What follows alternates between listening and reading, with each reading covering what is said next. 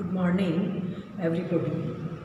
आज हम pedagogy of common class इसका 5th वीडियो चल रहा है। उसके पहले मैंने आपको पुस्तकालय शिक्षण और अधिगम संसाधन कौन कौन से होते हैं वो पढ़ाए थे। फर्स्ट आपको बताया मैंने पुस्तकालय संसाधनों का प्रयोग, उसमें लिखित पुस्तक, समाचार पत्र, जर्नल्स, किताबें एवं रेफरेंस बुक, पत्रिकाएं, विश्वकोश, शब्दकोश, इसके बारे में आपको जानकारी दी। सेकंड उसका आपका आता है समुदाय संसाधन। समुदाय संसाधन में आपका क्षेत्रीय विविधता, विषय वस्तु का प्रयोग, समुदाय प्रयोगशाला और विषय वस्तु का प्रयोग, उसके समुदाय और उसके अनुसार किस तरीके से उसमें किया जाता है वो सारा पढ़ा दिया गया है। अब इसका आपका 4th पॉइंट मतलब फर्स्ट, सेकंड, थर्ड 4 पॉइंट मैंने आपको बताए थे। फर्स्ट हो गया, सेकंड है, आज थर्ड पॉइंट है पर्यटन एवं प्रदर्शन की व्यवस्था का मुद्दा। उसके अंतर्गत जैसे प्राथमिक अथवा तत्कालिक स्रोत संदर्भ में, जैसे ऐतिहासिक स्रोत भूतकाल में मानव द्वारा जाने तथा अनजाने में छोड़े गए अवशिष्ट चिन्ह होते हैं।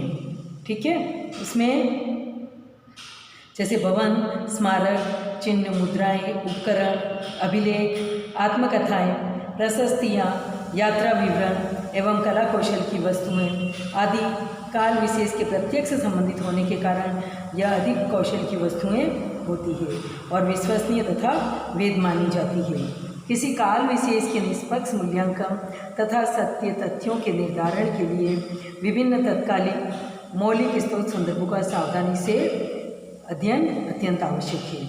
इन्हीं स्रोत संदर्भों के आधार पर पुनर्रचना करता है और सभी मौलिक स्रोत संदर्भों पर आधारित अभिलेख जो परवर्ती काल की रचनाएं हों उनके रचना काल यदि काल विशेष से प्रत्यक्ष संबंध हो तो उन्हें गौण तथा परवर्ती संदर्भों की कोटि में माना जाता है। ऐतिहासिक महत्व जैसे प्रदर्शनी और ये लगाई जाती है ना, तो भूतकाल में मानव द्वारा स्वेच्छा से छोड़े गए अवशिष्ट चिन्ह परंपराएं हैं जो वेद, महाकाव्य एवं जनश्रुतियाँ आदि मौखिक परंपराओं के रूप में उपलब्ध हुए हैं। शिलालेख, हस्तलिखित, छपी हुई सामग्री, प्रशस्तियाँ आदि अभिलेखात्मक परंपराएं हैं। तत्कालीन मुद्राओं, भवन भित्तियों तथा बर्तनों आदि पर अंकित यह अवशिष्ट चिन्ह मानव के स्वेच्छा से अपने विचार प्रसारित करने के माध्यम थे।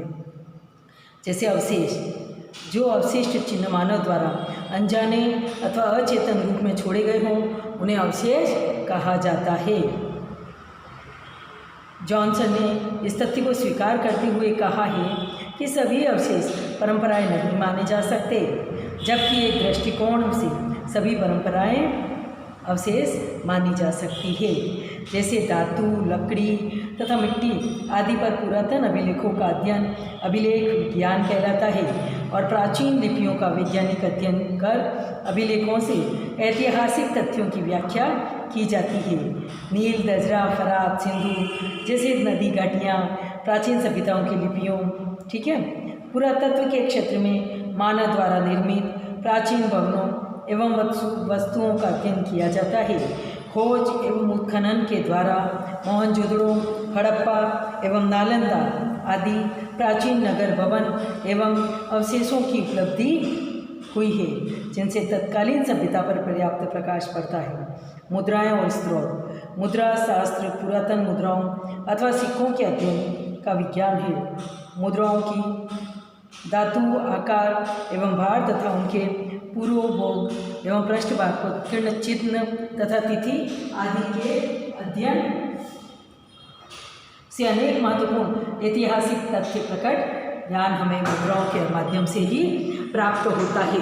फिर साहित्यिक स्रोत, जैसे साहित्यिक स्रोत में क्या आएगा, साहित्य के परस्पर संबंध रहे हैं। इतिहास हो, प्राचीन काल में तो इतिहास साहित्य का अंग ही समझा जाता था, परवर्ती युग में भी साहित्य इतिहास के लिए प्रमुख स्रोत रहा है और विभिन्न युगों की साहित्यिक कृतियों विशेषकर ऐतिहासिक नाटक, कहानी, उपन्यास, आख्यान, कविता तथा आत्मकथाएं आदि का ऐतिहासिक तथ्यों के निर्धारण में विशेष योगदान रहा है। ऐतिहासिक साहित्यिक कृतियों में बहुधा तथ्य की अपेक्षा कल्पना का प्राबल्य रहता है, और किंतु तत्कालीन वातावरण, सामाजिक, आर्थिक, धार्मिक, राजनीतिक और ये सभी बहुमूल्य सिद्ध होते हैं। और यात्राओं के वर्णन भी इसमें किए जाते हैं, जैसे अभिलेख विदेशी पर्यटकों, राजदूतों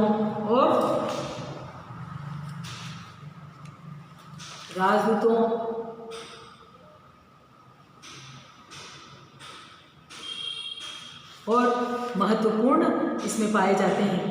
पर्याप्त ऐतिहासिक यात्राओं के यात्रा विवरण भी हमें इनमें देखने को मिलते हैं। और प्रयोगशाला भी होती है, जैसे भाषा की प्रयोगशाला की उपयोगिता किस तरीके से होती है ना, कि यदि भाषा प्रयोगशाला तथा सामान्य कक्षा में समुचित समन्वय रहे तो भाषा प्रयोगशाला की उपयोगिता को नकारा नहीं जा सकता है। भाषा प्रयोगशाला की उपयोगिता में निम्न रूप से होती है। भाषा प्रयोगशाला के पाठ स्वयं के पूर्ण तथा स्व आश्रित होते हैं। शिक्षक की भूमिका परोक्ष हो जाती है। भाषा अर्जन, भाषा अध्ययन के लिए उपयुक्त वातावरण निर्माण की अधिक संभावना होती है। और तारयुक्त भाषा प्रयोगशाला होती है, तार रहित होती है। श्रव्य भाषा प्रयोगशाला भी है, श्रव्य दृश्य भाषा प्रयोगशाला, और इसमें सारी चीज़ें भी हमें देखने को मिलती है।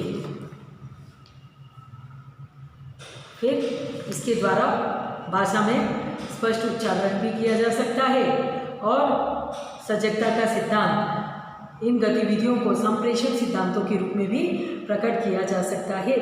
सजगता का सिद्धांत, योग्यता का सिद्धांत, सहभागिता का सिद्धांत, उचित सामग्री का सिद्धांत, संप्रेषण माध्यम का सिद्धांत, पृष्ठपोषण का, सहायक एवं बाधक तत्वों का सिद्धांत भी इसमें देखने को मिलता है।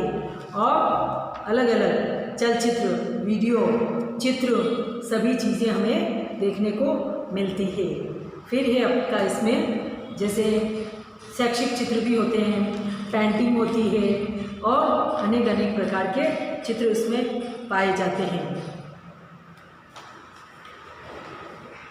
जैसे छायाचित्र, ये चित्र कैमरे की सहायता से खींचे जाते हैं तथा संबंधित वस्तुओं की आकृति का बहु विश्लेषण करते हैं। पेंटिंग, ये चित्र रंग और ब्रश की सहायता से बनाए जाते हैं। इसमें कलाकार की कल्पनाशीलता भी देखने को मिलती है। रेखा चित्र, इन चित्रों में आकृतियाँ प्रकट करने के लिए केवल रेखाओं का प्रयोग किया जाता है। शैक्षिक चित्र, अक्सर पाठ्यपुस्तकों और पोस्टरों में प्रयुक्त किए जाने वाले ये चित्र दर्शक को संबंधित वस्तु का आभास मात्र करवाते हैं। इसके निर्माण करते समय इस बात की सावधानी बरती जाती है कि छात्रों की कल्पना शक्ति कुंठित न हो।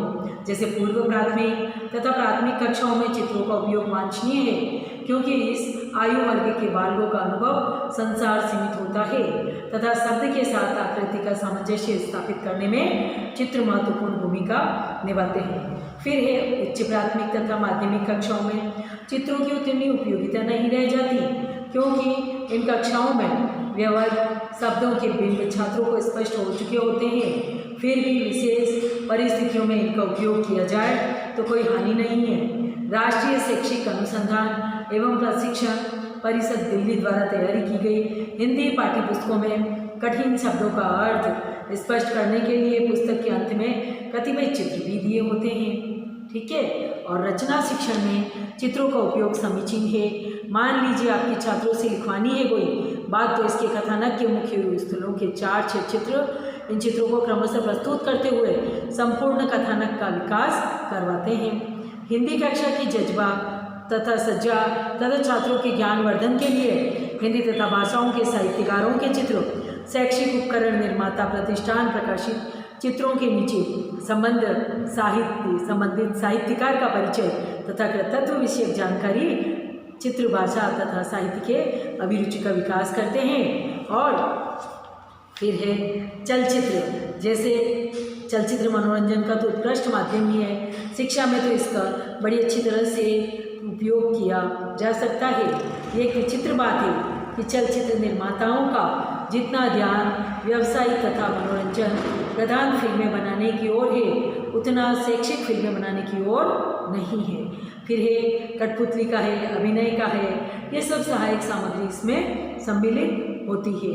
पट है, खड़िया पट है, फिर दृश्य है, देखने की सामग्री है, फिर हिंदी भाषा शिक्षण जैसे भाषा अध्ययन के क्षेत्र में वास्तविक पदार्थ तथा वस्तुएं उनको प्रतिमूर्ति या नमूने सर्वाधिक प्रभावशाली दृश्य उपकरण उपादान या शैक्षिक सामग्री है, क्योंकि इनसे अभियंता को प्रत्यक्ष अनुभव में कल्पनातीत वृद्धि होती है।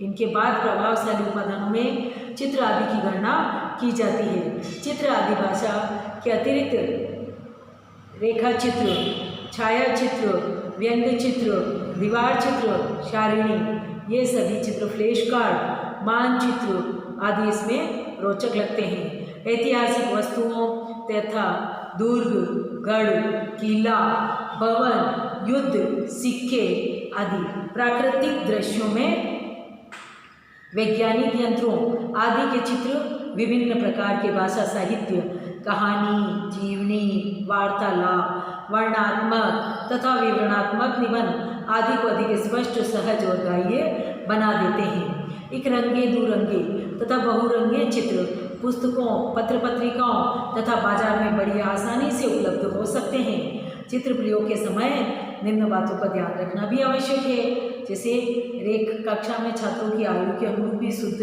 स्पष्ट तथा आकर्षक चित्र प्रस्तुत किए जाएं। ऐसे चित्रों को प्रमुखता दी जाए जिनसे अध्येता को अज्ञात या नवीन अनुभव प्राप्त हो।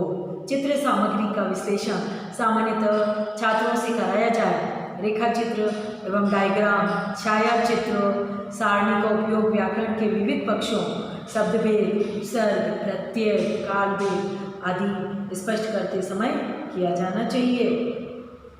मानचित्र का प्रयोग भाषा साहित्य पाठों में आए विभिन्न भौगोलिक तथा ऐतिहासिक स्थानीय के प्रदर्शन के लिए किया जा सकता है। प्रोजेक्टर स्वयं में दृश्य सामग्री नहीं है, वरन इसकी सहायता से विविध प्रकार की सहायक सामग्री की प्रक्षेपित करते हुए दृश्य बनाया जाता है। कई प्रकार की जैसे स्लाइड है, फिर ओवरहेड प्रोजेक्टर है, एपिडोस है, रेडियो टेप रिकॉर्डर है, फिर चलचित्र है, साहित्य की विविध विधाओं के नाम और इसमें द्वारा होता है। फिर प्रयोगशाला जैसे इसकी प्रदर्शनी लगाई जाती है।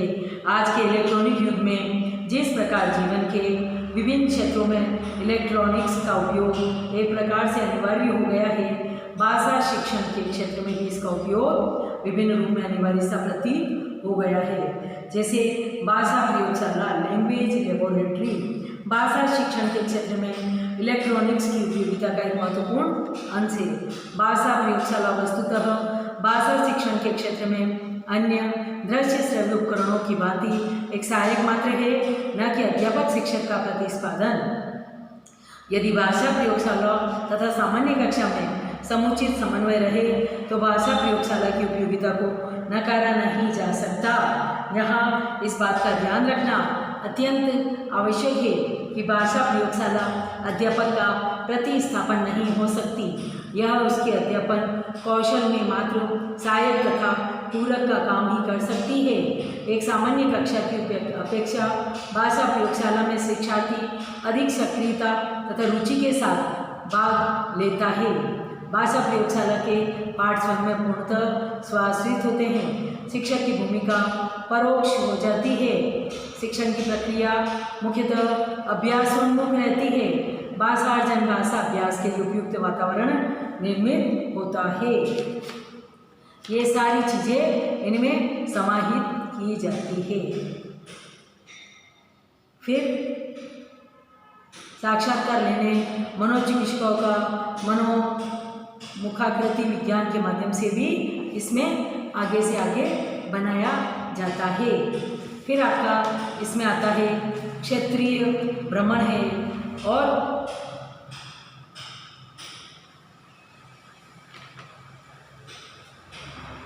अभिनय है, कठपुतली है, रेडियो है, ये सारी चीज़ें इसमें आती है। ये थर्ड पॉइंट आपका इसमें पर्यटन एवं प्रदर्शन की व्यवस्था का मुद्दा, किस तरीके से उसको अधिगम्य सहयोगी बना सकते हैं, छात्र में जिज्ञासा वृद्धि उत्पन्न करते हैं, इनके द्वारा शिक्षक की सहायता करते हैं और छात्रों के अनुभव जगत को विस्तार देते हैं, पाठ को रोचक बनाते हैं, शिक्षक की न्यूनताओं के पूरक सिद्ध होते हैं, मंद गति से सीखने वाले छात्रों के लिए विशेष रूप से उपयोगी होते हैं। ये उपकरण अधिगम प्रक्रिया को सरल बनाने वाले साधन मात्र हैं, साध्य नहीं। ये शिक्षक के सहायक हैं, शिक्षक के स्थापन नहीं। इसका चयन तथा प्रयोग सुविचारित ढंग से किया जाना चाहिए। कई बार अध्यापक इनका प्रयोग केवल इस भ्रामक धारणा से करते हैं कि इनका प्रयोग करने से पाठ रोचक बन जाएगा। ये उपकरण शिक्षण प्रक्रिया में अपना महत्वपूर्ण स्थान रखते हैं, इसलिए केवल इनकी प्रस्तुति अथवा प्रदर्शन मात्र ही लक्ष्य नहीं होना चाहिए, बल्कि शिक्षण में इनका सक्रिय उपयोग किया जाना चाहिए। जैसे किसी शिक्षण बिंदु के अंतर्गत चित्र, मानचित्र, रेखा चित्र प्रस्तुत कर देना मात्र पर्याप्त नहीं होना, वरन इस पर समुचित प्रश्न पूछे जाने चाहिए तथा मूल्यांकन के समय भी इनके उपयोग को यथोचित महत्व दिया जाना चाहिए। उपकरणों के प्रयोग का ज्ञान अध्यापक को भलीभांति होना चाहिए। जहाँ तक संभव हो ये उपकरण विद्यालय के अपने होने चाहिए और समीचीनता को ध्यान में रख कर इसका प्रयोग पाठ की आवश्यकता एवं शिक्षण बिंदुओं के साथ ध्यान में रखकर किया जाना चाहिए। पाठ में आवश्यकता में अधिक उपकरणों की भीड़भाड़ को सरस बनाने की बजाय नीरस बना देती है। फिर इसका आपका नेक्स्ट पॉइंट आता है संग्रहालय।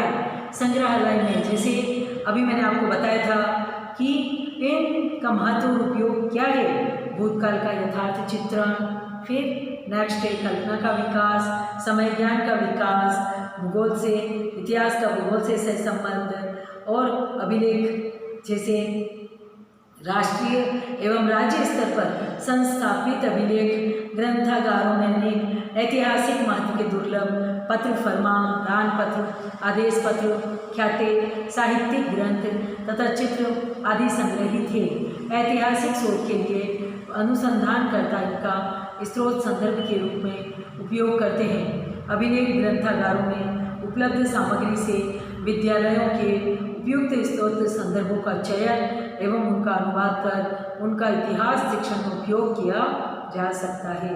अनुभव के शंकु प्रस्तुत करते हैं। प्रत्यक्ष जीवन का अनुभव, अमूर्त प्रतीकों द्वारा प्रत्यक्ष अनुभव, द्रव्य श्रव्य सामग्री का अप्रत्यक्ष अनुभव इसके द्वारा हो सकता है। फिर ये विद्यार्थियों की स्वक्रिया का आधार बन सकता है। मितव्ययिता एवं प्रभावोत्पादकता होता है और शामपट है, रेखा फोटो चित्र फ्लैश कार्ड है, समय रेखा तथा रेखा चित्र है, चलचित्र है, स्लाइड्स है, टेप रिकॉर्डर, ग्रामोफोन है और ग्रामोफोन, प्रोजेक्टर, टेलीविज़न आदि इसमें सम्मिलित होते हैं। ये एक विशेष उपकरणों की सहायता से शिक्षण सहायक सामग्री का संप्रेषण किया जाता है। लकड़ी का फ्रेम में खादी का कपड़ा लगाकर और लपेट फलक पर करके ये सारी चीज़ें मैं आपको बता चुकी हूँ। अब आपका इसमें रहेगा चार्ट। चार्ट ऐतिहासिक तथ्यों की दृश्य रूप में प्रस्तुत करने का उपकरण है। यह तथ्य संख्या के माध्यम से अंतर संबंध प्रकट करना, विषय वस्तु को प्रतीकात्मक विधि से प्रस्तुत करना और पाठ्यपुस्तक को सारांश के रूप में प्रस्तुत करना, समय रेखा द्वारा समय ज्ञान का विकास करना, तत्व, स्थिति, दूरी, अवधि और समय अवधि के निर्माण में उक्त संबंधों का, समय संबंधों का महत्व प्रकट किया है। फिर ये चिन्ह रंग सूची है। मानचित्र के इससे लाभ मिलते हैं बच्चों को। समय रेखा, इससे शुद्धता, सरलता, आकर्षकता, उपयोग की विधि और समय रेखा चित्र विविध तालिकाएं होती है, इन सब की प्रदर्शनी लगाई जाती है। फिर है प्रतिरूप में मॉडल और ये सब चीज़ें भी समझाई जा सकती है। स्लाइड से, फिल्म स्ट्रिप से, चलचित्र है, फिर है मुखौटे और टेलीविज़न है, कुट्टी के मुखौटे, रबड़ है, कठपुतलियाँ हैं, इंटरनेट है और फिर आपका एक्टिविटी एड से ऐतिहासिक पर्यटन जैसे प्रदर्शनी आपको सारी मैंने बता दी है, समझा दी है। अब आपका है एक्टिविटी जैसे ऐतिहासिक पर्यटन। कक्ष के बाद भी शिक्षण के उपकरण उपलब्ध है जिनका उपयोग किया जाना वांछनीय है। ब्रिटेन के शिक्षक संघ ने इतिहास को एक ऐसे विषय एवं विस्तृत विषय के रूप में स्वीकार किया है जिसे कक्ष अथवा समय तालिका के बंधन सीमित नहीं रखा जा सकता और ऐतिहासिक पर्यटन साधन तथा सुविधा के अनुसार पूर्व नियोजित ऐतिहासिक स्थानों के भ्रमण द्वारा विद्यार्थियों को अतीत के अवशेषों के निकट से देखने का अवसर देना चाहिए। पर्यटन की पूर्व योजना बनाना, अध्ययन वर्गों का अध्यापक के परीक्षण में प्रतिवेदन लिखना तथा उस पर पर्यटन के पश्चात विचार विमर्श करना इस क्रियाशीलन की विधि को प्रभावी बनाने में सहायक होता है। फिर है आपका संग्रहालय परिदर्शन।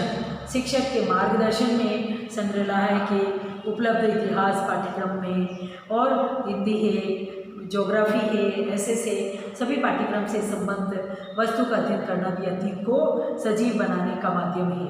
इसका भी पर्यटन की भांति योजनाबद्ध उपयोग किया जाए और शाला के इतिहास कक्ष में अवशेषों की अनुकृतियाँ बनाकर रखने एवं शाला के निजी संग्रहालय के निर्माण इतिहास के विद्यार्थियों को स्वक्रिया का अच्छा अवसर किया जा सकता है। शिक्षक के मार्गदर्शन में शाला में इतिहास परिषद या अध्ययन मंडल का गठन किया जा सकता है जिसमें वाद विवाद, वार्ता, पत्रवाचन, कार्यगोष्ठी तथा परिचर्चा आदि के माध्यम से इतिहास शिक्षण को छात्रों का स्वक्रिय के आधार पर रोचक और प्रभावी बनाया जा सकता है। नाटकीकरण का उपयोग शिक्षण को प्रभावी बनाने हेतु कक्ष में तथा उसके बाहर भी किया जा सकता है। उपरोक्त विवेचन से स्पष्ट होता है कि श्रव्य और दृश्य सामग्री का उपयोग शिक्षण को रोचक, प्रभावी तथा सजीव बनाने में विशेष महत्व रखता है। कोठारी शिक्षा आयोग ने शालाओं में शिक्षण सामग्री उपलब्ध करने हेतु सुझाव दिया कि न्यूनतम आवश्यक सामग्री की सूचियाँ बनाई जाए और शाला संगम स्तर पर खर्चीले उपकरणों का सहकारी उपयोग किया जाए। पाठ्यपुस्तक परंपरागत शिक्षण में कक्षा में पाठ्यपुस्तकें का विद्यार्थियों द्वारा वाचन तथा अध्यापक द्वारा उनकी व्याख्या पर आधारित था। पाठ्यपुस्तक का उपयोग सर्वथा अमनोवैज्ञानिक, रूढ़िवादी एवं हानिकर है। अब शिक्षा में नए दृष्टिकोण का आविर्भाव हुआ है जिसके अनुसार शिक्षण पाठ्यपुस्तक केंद्रित न होकर बाल केंद्रित हो गया है। इतिहास शिक्षण में भी है। अन्य पाठ्यपुस्तकों को एकमात्र आधार न मानकर अब उसे कुछ इतिहास के शिक्षक पाठ्यपुस्तकों का परंपरागत विधि से दृष्टिगत होते हैं। पहले वर्ग के फिर उसके अनुसार कक्षा में परीक्षित अध्ययन के रूप में पाठकों की आवृत्ति अथवा गृह कार्य हेतु के रूप में पाठ्यपुस्तकों के आवश्यक गुण उद्देश्य शुद्धता और सरलता प्रभाव, भाषा शैली, रोचकता, स्वक्रिया के प्रेरक, तिथिक्रम, देश काल के अनुरूप अभिव्यक्तियों का विकास, मूल्यांकन, प्रश्न, आकर्षक साज सज्जा, सामाजिक तथा सांस्कृतिक पक्ष पर बल देना, ये सब भी इसमें सम्मिलित है। फिर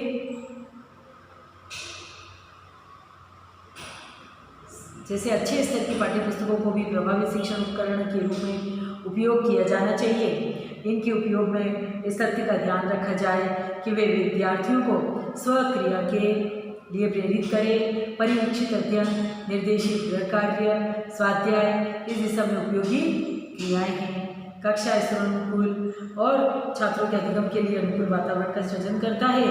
शिक्षक को अपने शिक्षण के लिए मानचित्र, चित्र, नमूना, मॉडल, प्रोजेक्टर, क्रियाशील मॉडल आदि का प्रयोग करना होता है। छात्रों में जिज्ञासा, सृजनात्मक एवं कल्पना शक्ति को विकसित करने के लिए भी पृथक इतिहास कक्ष का वातावरण सहायक सिद्ध होता है। तो अलग अलग कक्ष भी बनाए जा सकते हैं। प्रदर्शन केस, रेडियो और अन्य सामग्री का प्रयोग भी किया जा सकता है।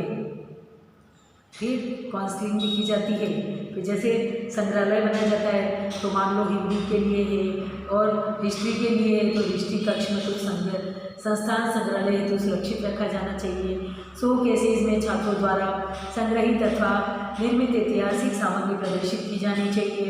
ऐतिहासिक चित्र, सिक्के, अवशेष आदि को मूल रूप में अथवा उनके चित्रों का संग्रह तथा मानचित्र, समय रेखा तथा मॉडल आदि का निर्माण के विद्यार्थियों के लिए उपयोगी प्रवृत्तियाँ होती है। इस प्रकार संग्रहालय भी इतिहास शिक्षण को प्रभावी बनाने में सहायक होकर इतिहास कक्षा में एक उपयोगी उपकरण है। जैसे संग्रहालय निर्माण कार्य विद्यार्थियों द्वारा एक योजना के रूप में किया जा सकता है। कौशल्य संग्रहालय को अध्ययन एवं मनोरंजन द्वारा ज्ञानार्जन के अवसर प्रदान करने में उपयोगिता प्रकट करते हुए कहा है कि संग्रहालय अथवा म्यूजियम ज्ञान की देवी का मंदिर होने के कारण यह एक अध्ययन का स्थल है। यह मनोरंजन का केंद्र भी है जहाँ सुखद ज्ञानार्जन होता है। कोबर ने कहा है, संग्रहालय का अर्थ ज्ञान की देवी का मंदिर तो है। इतिहास कक्षा में और निर्मित संग्रहालय इतिहास शिक्षण को सजीव बनाने की दृष्टि से उपयोगी होता है। विद्यार्थियों द्वारा निर्मित वस्तुएं संग्रहित की जाए। संग्रहित वस्तुओं में विभिन्न युगों के चित्र, रेखा चित्र, चार्ट, मॉडल, मानचित्र, सिक्के आदि होने चाहिए। संग्रहित वस्तुएं प्रामाणिक होनी चाहिए। संग्रहित वस्तुएं कालानुक्रम में वर्गीकृत तथा व्यवस्थित रूप से प्रदर्शित की जाए। संग्रहालय में निर्माण कार्य निरंतर चलते रहना चाहिए। संग्रहालय का उपयोग कक्षा अध्यापन तथा छात्रों के क्रियात्मक कार्य के समय समुचित रूप से किया जाए। संग्रहालय में प्रदर्शित वस्तुओं की सुरक्षा, रख रखाव, नवीनीकरण तथा लेखा जोखा रखने का कार्य भी व्यवस्थित होना चाहिए। इन वस्तुओं में विभिन्न युगों के राजनीतिक, सामाजिक, आर्थिक, धार्मिक, सांस्कृतिक तथा कलात्मक पक्षों को स्पष्ट करने हेतु चित्र, रेखा चित्र, चार्ट, मॉडल, मानचित्र, समय रेखा, युद्ध योजना, सिक्के आदि होनी चाहिए। निर्मित वस्तुएं प्रामाणिक हो जिससे वे ऐतिहासिक तथ्यों के यथार्थ रूप में स्पष्ट कर सके। ये वस्तुएं स्थानीय उपलब्ध साधनों से ही निर्मित की जाए जिससे वे अधिक मूल्य की अर्थात खर्चीली में बन जाए। संग्रहालय इतिहास कक्षा में अधिक स्थान न घेरे जिससे कि उन्हें अन्य क्रियाएं निर्विघ्न रूप से चलती रहे। ऐसी जैसे ऐतिहासिक महापुरुषों की जयंतियाँ, वाद विवाद, राष्ट्रीय एवं अंतर्राष्ट्रीय पर्व, कार्यगोष्ठी, पैनल चर्चा, पत्रवाचन, नाटक, ऐतिहासिक यात्रा या भ्रमण और संग्रहालय परिदर्शन, ऐतिहासिक चलचित्र प्रदर्शन, ऐतिहासिक प्रदर्शनी, ऐतिहासिक प्रायोजना, ऐतिहासिक वार्ताएं आदि इसमें सम्मिलित हो सकती है।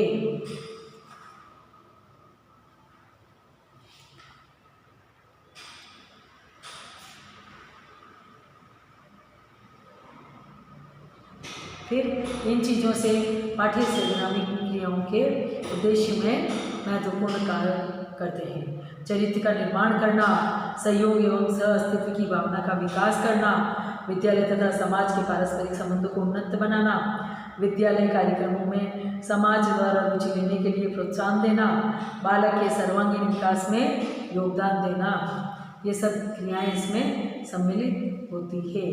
फिर मनोरंजन, नैतिकता का विकास और शैक्षिक क्रियाएं, साहित्यिक क्रियाएं और इतिहास संबंधी क्रियाएं, नागरिक शास्त्र संबंधित, भूगोल संबंधी क्रियाएं, चित्रकला, स्वास्थ्य शिक्षा, सामान्य क्रियाएं जैसे भ्रमण, पिकनिक, ग्राम पर्यवेक्षण, बालचर, स्काउटिंग, सामाजिक सेवा, श्रमदान, प्राथमिक चिकित्सा, प्रौढ़ शिक्षा, ये सब इसमें आती है और इसमें भी सम्मिलित किया जा सकता है।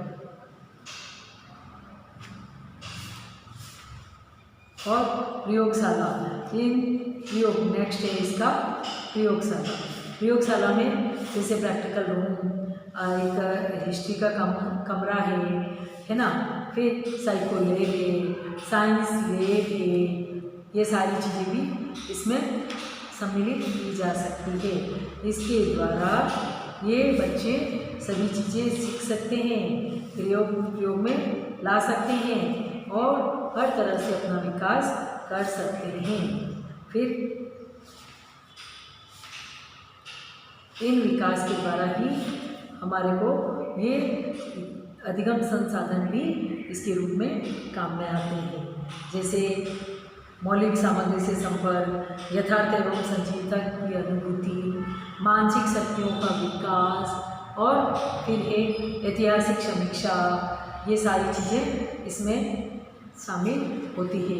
प्रयोगशाला में प्रैक्टिकल के रूप में ये सभी बच्चे सब चीज़ कर सकते हैं और उसमें अपना सकते हैं, जैसे चार्ट बनाया है, फिर प्रोजेक्ट किया है, मॉडल बनाए हैं, कंप्यूटर है, मुखौटे हैं, इंटरनेट के द्वारा है, फिर इसके द्वारा सभी कंप्यूटर पाठ्यपुस्तकें हैं, फिर ये सारी चीज़ें इसमें सम्मिलित की जा सकती है, जैसे हिस्ट्री का रूम है, साइको लैब है, साइंस लैब है, होम साइंस लैब है, फिर इन सब का संग्रहालय करके और अलग अलग सब्जेक्ट के अपनी फैकल्टी उनको अलग अलग जगह पे ले जाती है और सारी चीज़ें उनको प्रशिक्षण देती है। ये इसके द्वारा शिक्षक के प्रशिक्षण संबंधी जो गुण होते हैं, प्रशिक्षण योग्यता, पाठ्यक्रम सरगर्मी प्रवृत्ति में रुचि, प्रयोग एवं प्रयोजना और एक्शन रिसर्च जैसे प्रशिक्षित अध्यापक में नवीन विधियों एवं प्रविधियों के प्रयोग, विषयगत समस्याओं के समाधान हेतु क्रियात्मक अनुसंधान, प्रायोगिक प्रायोजना, एक्सपेरिमेंट, प्रोजेक्ट, प्रभावी तथा विकासात्मक प्रायोजना की क्रियान्विति कर शिक्षण को प्रभावी बनाने में अभिरुचि अवश्य होती है और व्यावसायिक प्रशिक्षण भी इसमें दिया जा सकता है।